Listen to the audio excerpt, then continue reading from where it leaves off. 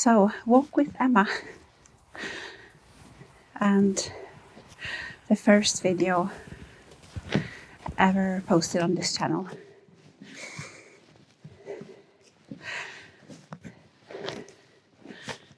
This will become a sister channel to my main one, Emma's Light Over the Bridge, where I talk about surviving and rebuilding after narcissistic abuse.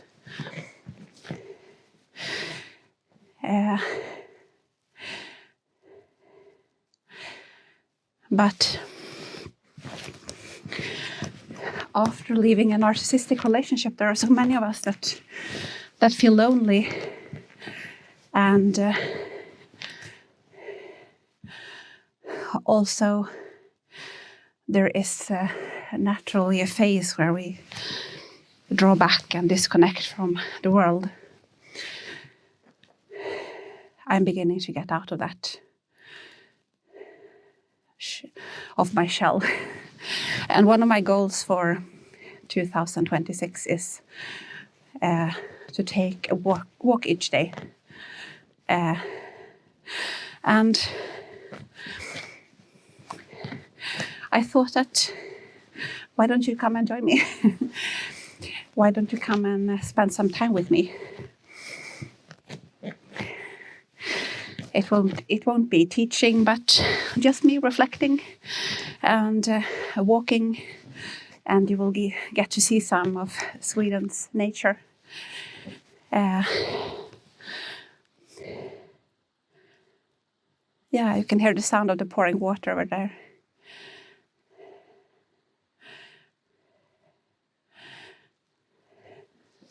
There is a lot of snow during this time of year.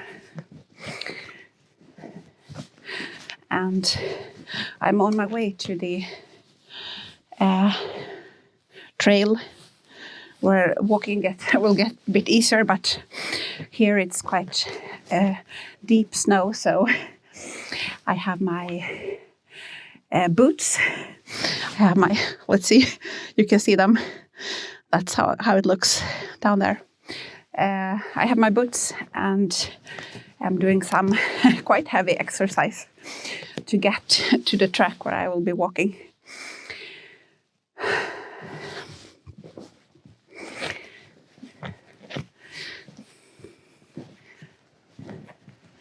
It's afternoon here, and as you can see, the light is dimming a bit. There are not much left of daylight for today, perhaps an hour at the max. You can see the sky. It's grey, but because of the snow, it becomes beautiful, I think.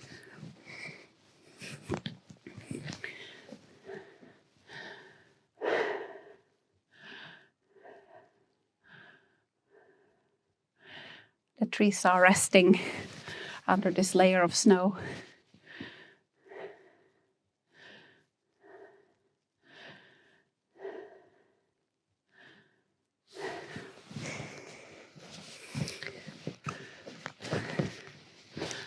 It's so quiet out here, away from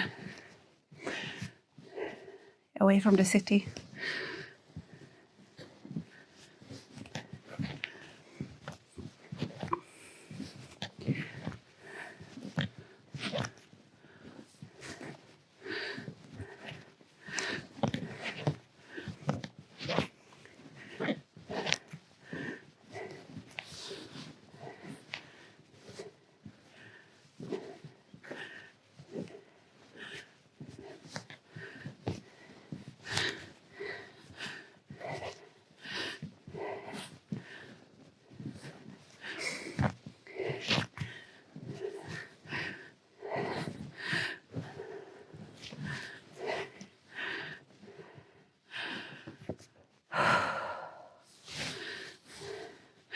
Here's the trail.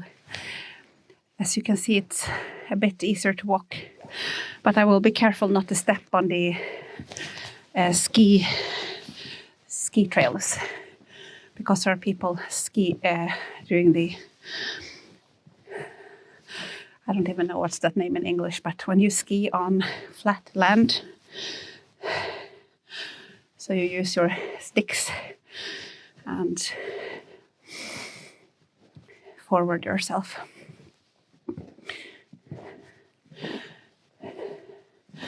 You can see a bit of the lake there. The water is not moving over there, so the ice is thick. I saw some people just 2 days ago actually skiing on the lake as well. So it holds, but I can't go out there. You need to have the, it's unnecessary for me. Why would I risk it, even if the ice is thick? But you should have the, that's not a word I don't know in English. In Swedish we call it isdubbar. It's like you hang this around your neck like a necklace with a rope, and then if you ever were to tramp through the ice, you need to be able to get yourself up, and that's when you use these ice spikes. You have one in each hand, and you will be able, using them, hopefully, and some arm strength, to drag yourself out of the hole in the ice.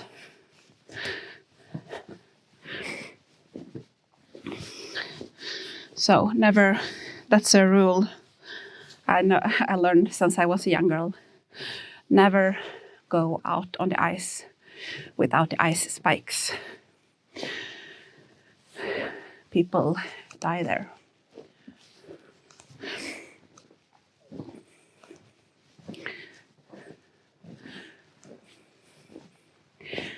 When my father went to police school, this was before I was born, but I've heard this story being told. Part of their training was to, let's see, my glasses are always fogging up. It's because of my breath being warmer than the surrounding air. It creates this fog on my glasses.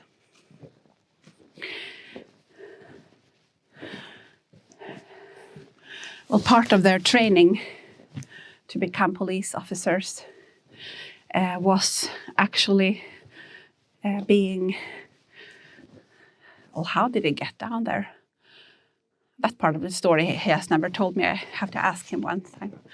But they were put down into a hole in the ice in the winter. And then their colleagues had to rescue them. So they would throw them a rope thing, pulling them out of the hole in the ice. And that's very cold. It's a shock to the system, of course. But when they were supposed to rescue my father, the police colleague, I think it was a woman.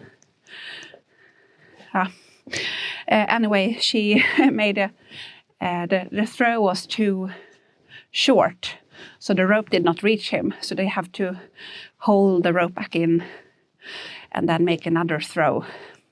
And meanwhile, he was freezing. So I remember as a girl, he had this sort of joking image that were put together when they graduated his class. Like, I don't know, but from that image, I guess they were 20 officers graduating in the same year or in the same class. And then they had some funny images from those years together. So someone had drawn the different people in the group, and so but the only part of the drawing I remember was the image of my father in that hole in the ice. And like a little line. I can't remember exactly, but it was something like "It's bloody cold" or something.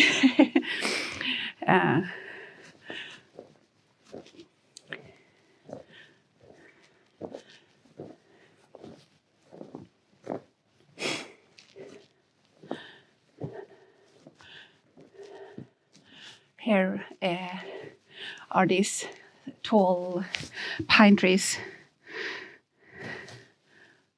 This is about as high as they get here in Sweden. I've seen, of course, images from other countries, like the US, where they have these huge, is it called redwood trees? Huge trees. We don't have those.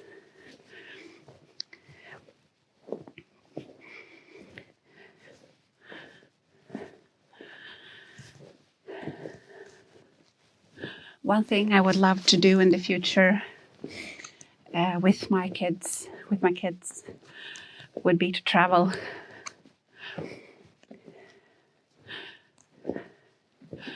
And I would travel to see nature in different parts of the world. That's what I would want to do. Not travel all year round, just once a year to see some place.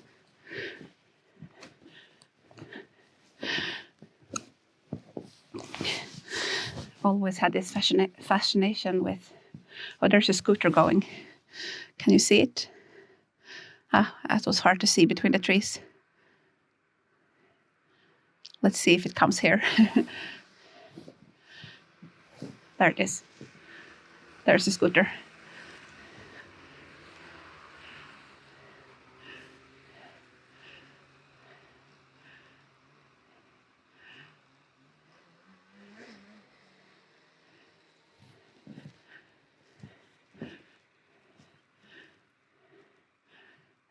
There he goes.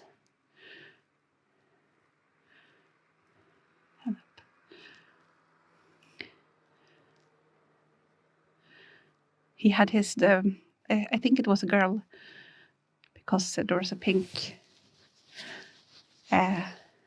jacket in front of him on the scooter.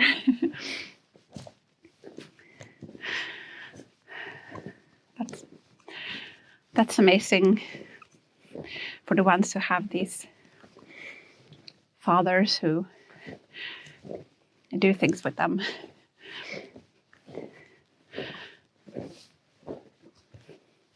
I did have that growing up. I did have a father who would take me to do things. He taught us to fish. We would pull up this huge, like 10 kilos fish. I don't even remember. I don't know that name in English either. But then we would eat the fish. So bake them in the oven. He did try to teach me how to gut the fish, but yeah, that was horrible. I did not. So I have this memory where he wanted us to learn that on the backside of our summer house, or my grandparents' summer house, and he actually tried to force us to do it, first he tried to force me because I was the oldest, and I was horrified, and he got a bit annoyed. But usually he was a patient. So, like too patient, I guess, to try to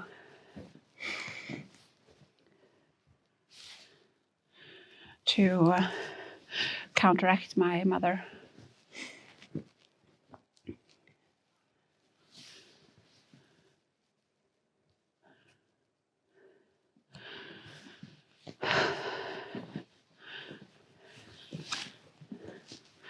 And sometimes I feel, let's see if that scooter comes back, or another scooter perhaps. You can hear the sounds. I think it's them. I can't film them right on now when they're facing me. They will think that I'm creepy. But there, you can see them behind me.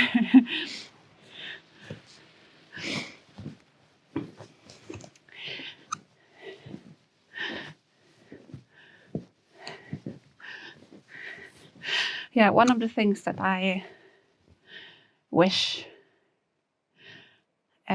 or sometimes feel regret over is that I have not done that much things with my kids in nature. So, yes, I took them swimming a lot.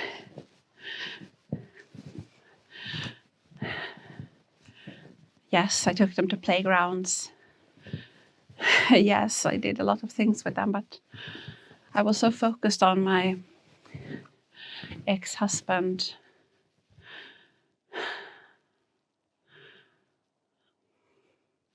And I wish that we could have done more things together as a family. And now, after leaving, yes, I do have more freedom, but I still have not recovered my energy. Like I really have to force myself when trying to do an activity. And that feels so sad. They're still like in these middle years. They're not too small. They could be, like we could be doing a lot of things. I will walk there. Let's see, there are some animal tracks here. You see them? Perhaps that's deer, looks like, or a rabbit. No, perhaps a rabbit. I think rabbit. The tracks are too close together for it to be a deer. See here. There is someone tripping or have been tripping around here in the snow.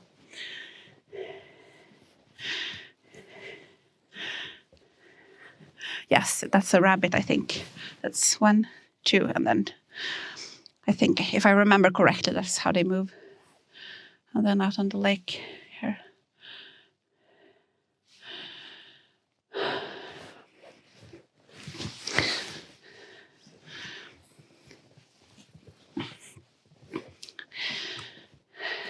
Yeah, I mean, I did invite them to go for a walk with me today, but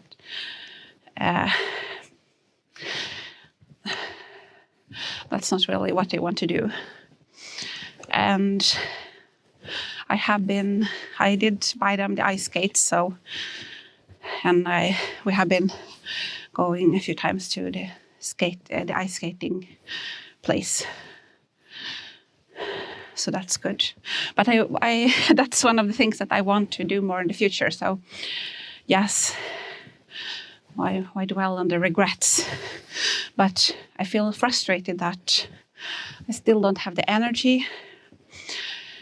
So that's the main thing. And well, to be frank, I still don't have the financial means to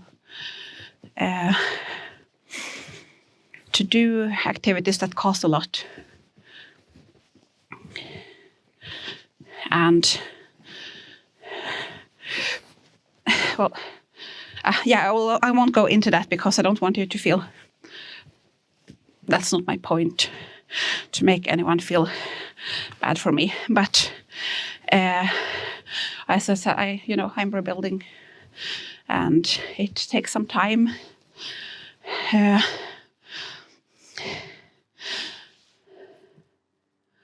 There's another one. I think another one. What a lot of scooters going today. You see the lights there? There they go.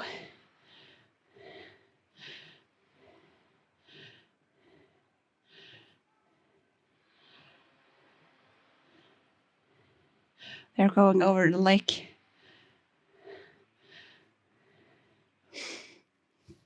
Let's see, you do see them, right?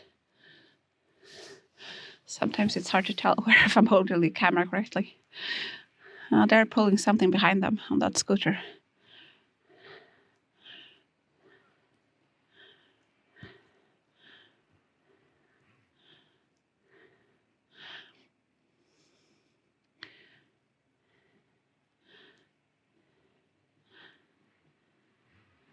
Perhaps they will come here.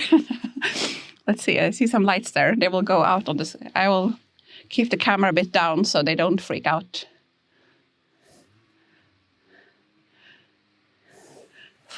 But I don't want to look like a weirdo, you know.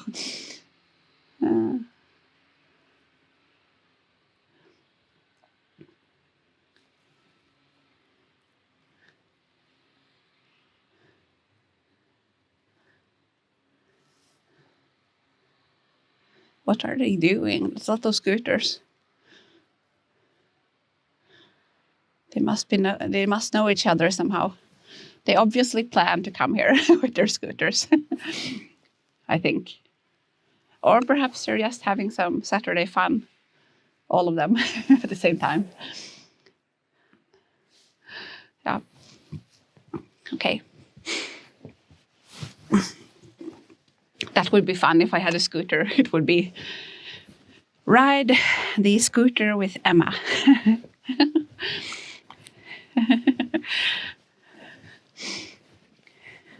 But then my kids would join if I had something cool like that. So yeah, they don't want to just take a walk. They want to do something. Like, I would like to, like here you can do the ice fishing when you make a hole in the ice and then you fish. I think I never tried it, but that's something I would love to try with my kids. And that's actually not that difficult. We do have a fishing rod, but then I have to cut through the ice somehow. I saw a video from a guy. He was on YouTube. You can learn or get inspired from YouTube in many ways. He was doing a survival challenge,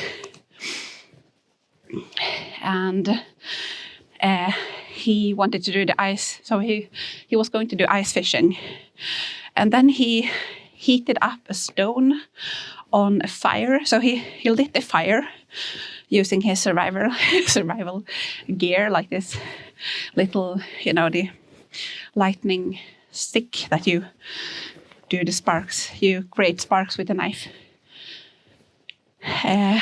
So he did that. He made a big fire, and then he took he put a round, quite big stone on the fire, and so that the stone was allowed to be very warm. I don't know how long he left it there, but a while, and then I think using sticks or something, he pushed that stone out on the ice, like he pushed it out on the ice, and then he waited for the stone to create a hole in the ice. So because it was so hot, it melted the ice in that exact round place, and then it plopped down into the water, and then he could fish like in that hole. So that was quite smart. I think that's the way to do it. I think otherwise you have to use some sort of drill but you can get inspired because we tend to create these obstacles or mental obstacles. I do this, but I need to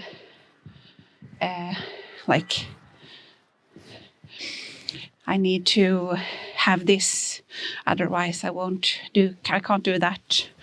But usually there are many ways to do something.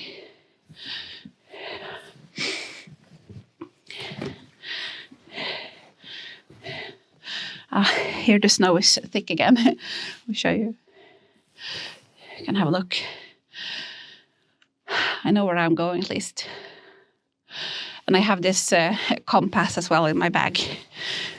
But yeah, now I know where I'm going. I can see some houses. So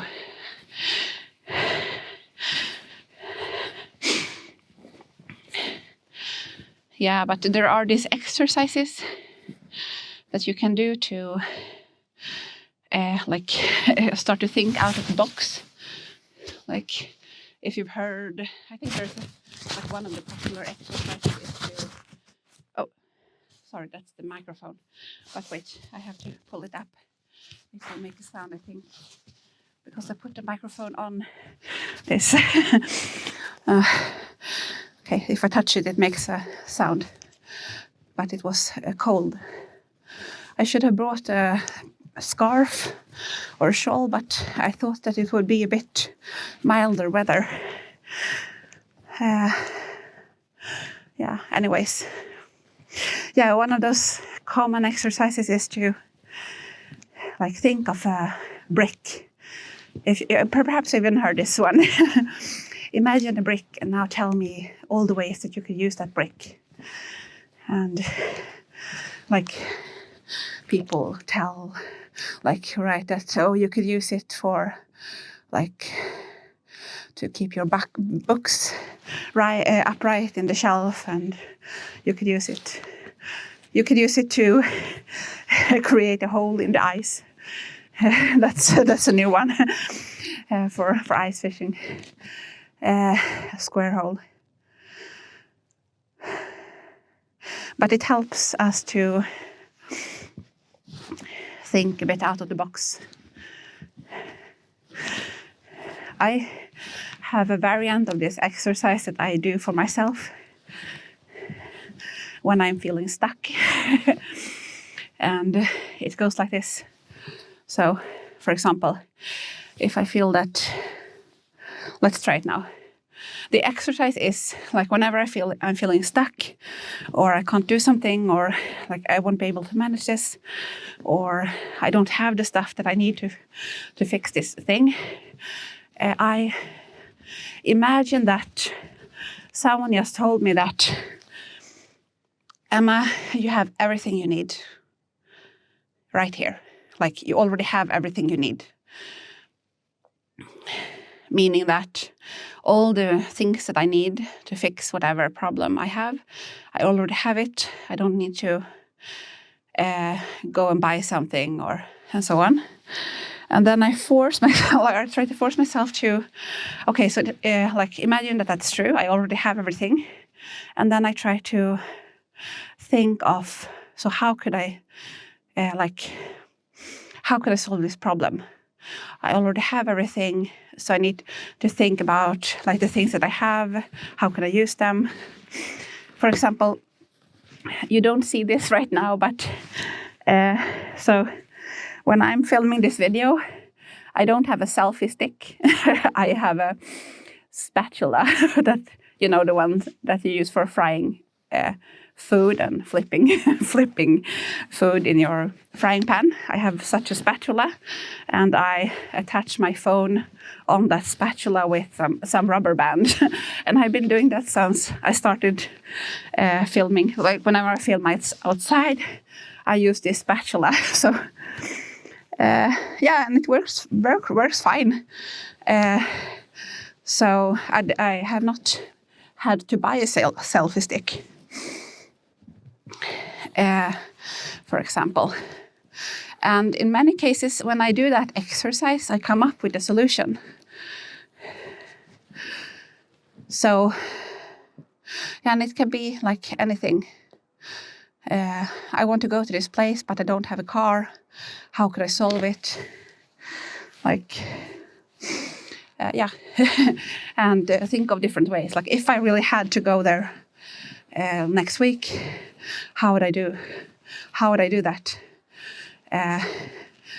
Take communal transports and walk a bit, ask someone, like a colleague who may be going there,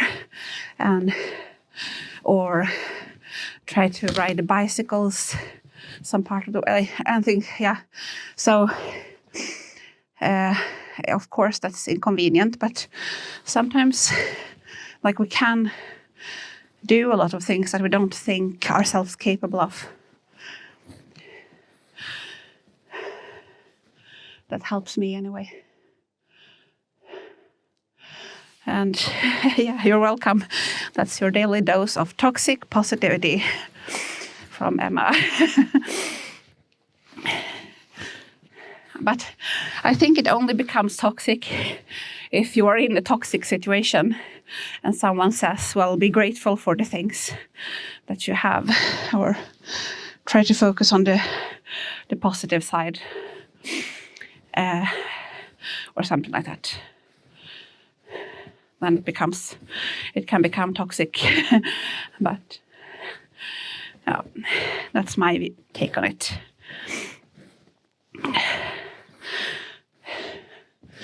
I don't know if you notice, the camera light, or the light that the camera takes in, is always more than the light that is available outside. So I don't know if you notice, but the sun is setting, like things are getting dark. So I will walk back.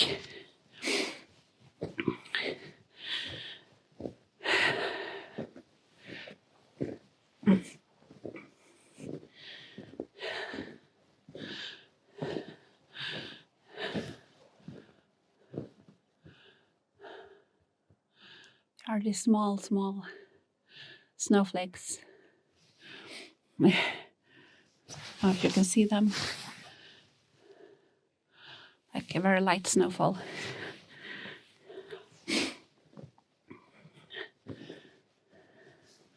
Sometimes when I watch, you can see some. It lands there in my hair.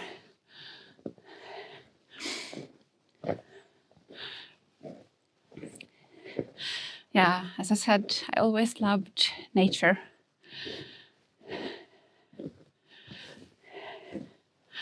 I haven't been traveling since, like, my kids have never been outside of Sweden. Well, let me correct that. Yes, we went to Norway once when we were trying to escape my ex-husband stalking us. But that was, So yes, they have been in Norway. But I would love to travel with them to other parts of the world. And when I did travel, so before the kids, I did travel a lot with my ex-husband, actually. I did see a lot in Europe. We went to, I don't know how many countries in Europe. That was when he was grooming me. But that was cities, and he was so stressed. It was all about taking photos. And I didn't really enjoy the traveling. What I did enjoy was being in his company, getting his attention.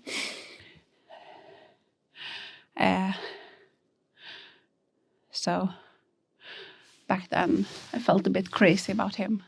So I did enjoy being in his company and walk. So we did walk a lot, but take a lot of photos everywhere. But the travel in itself, no, I did not that much enjoy the cities. Perhaps it was like there was something weird going on. Where it is. The glasses are fogging up. But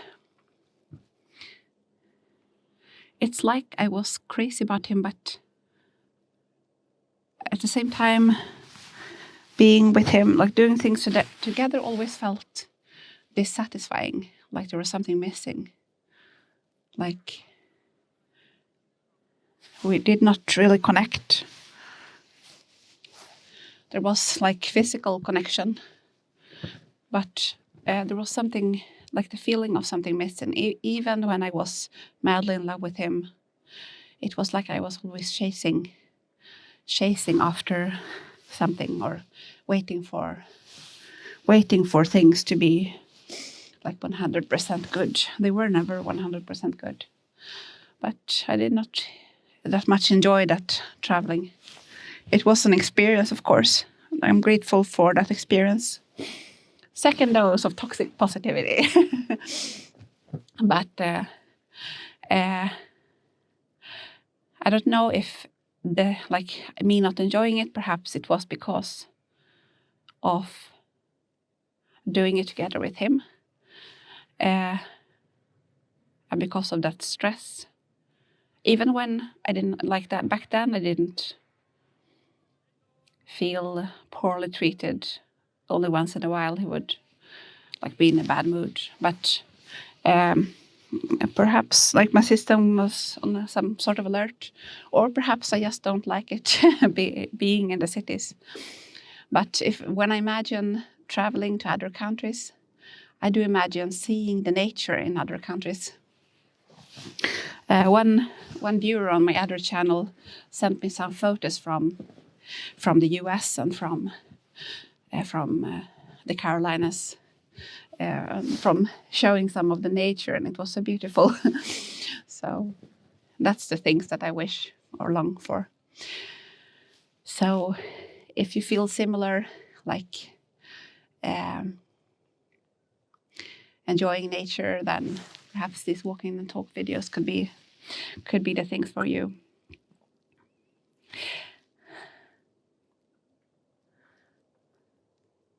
Thank you for keeping me company today. And